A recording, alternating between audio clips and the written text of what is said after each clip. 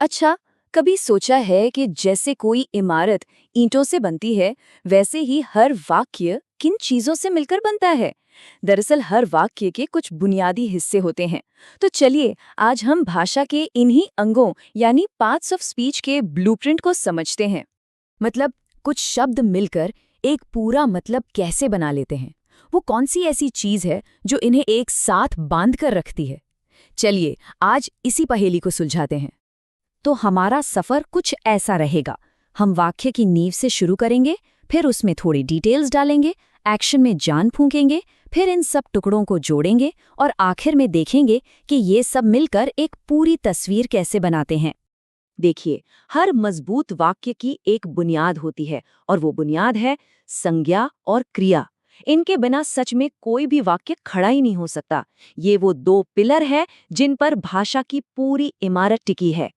तो सबसे पहले बात करते हैं संज्ञा की। सीधी सी बात है, ये हमारे वाक्य का कौन या क्या है। कोई भी इंसान, कोई जगह, कोई भी चीज, यहाँ तक कि कोई आइडिया भी एक संज्ञा हो सकता है। जैसे इस वाक्य में मान, टेलीविजन और सूट, ये तीनों संज्ञा हैं। ये हमें बता रहे हैं कि कहानी के मेन कैरेक्टर कौन है। एक आदमी, एक टेलीविजन और एक सूट। अच्छा, हर वाक्य का एक इंजन होता है और वो है क्रिया यानी वर्ब। ये शब्द हमें बताते हैं कि हो क्या रहा है, कोई एक्शन हो रहा है या बस किसी चीज का होना बताया जा रहा है। क्रिया के बिना कोई भी वाक्य बस शब्दों का एक बेजान ढेर है और कुछ नहीं। अब यहाँ देखिए, मिक्स्ड और रोल्ड, ये एक्शन वर्ब्स हैं। इनसे साफ पता चल रहा है कि क्या काम हो रहा है।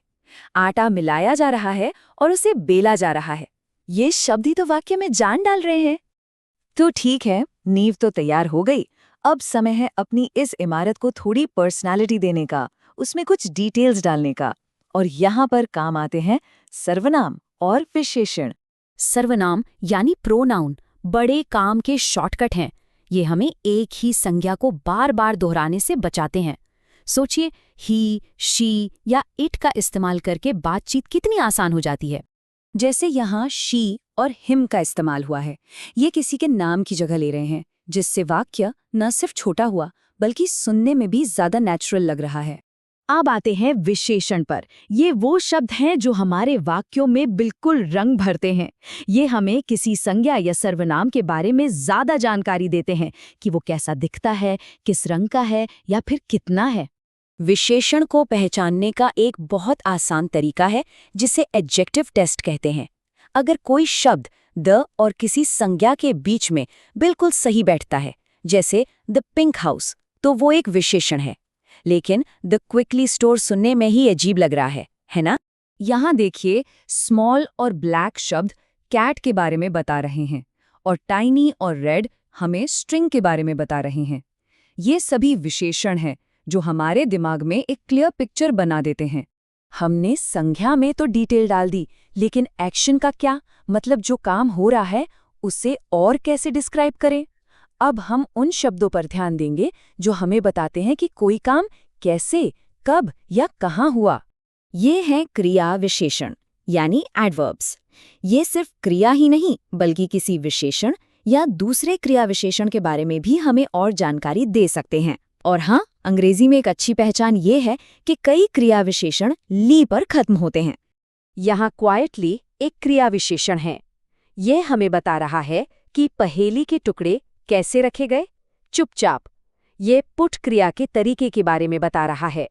ठीक है, तो अब हमारे पास इमारत के सारे हिस्से हैं, लेकिन इन्हें आपस में जोड़ने के लिए हमें सीमेंट भी तो चाहिए। भाषा में ये काम करते हैं पूर्वसर्ग और संयोजक।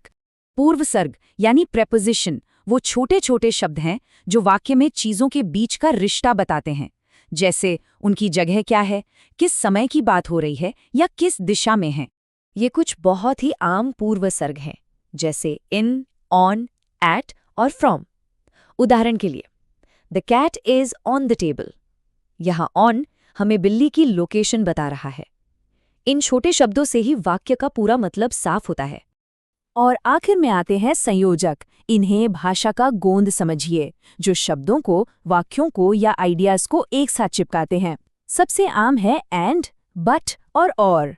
तो ठीक है, अब समय आ गया है ये देखने का कि ये सारे बिल्डिंग ब्लॉक्स मिलकर एक मजबूत और पूरी संरचना आखिर बनाते कैसे हैं। हमारे सामने ये वाक्य है, the angry pig ran wildly around the muddy pit. चलिए इसे तोड़कर देखते हैं और पता लगाते हैं कि हमने जो कुछ भी सीखा है वो इसमें कैसे फिट होता है। चलिए वाक्य का पोस्टमार्टम करते हैं।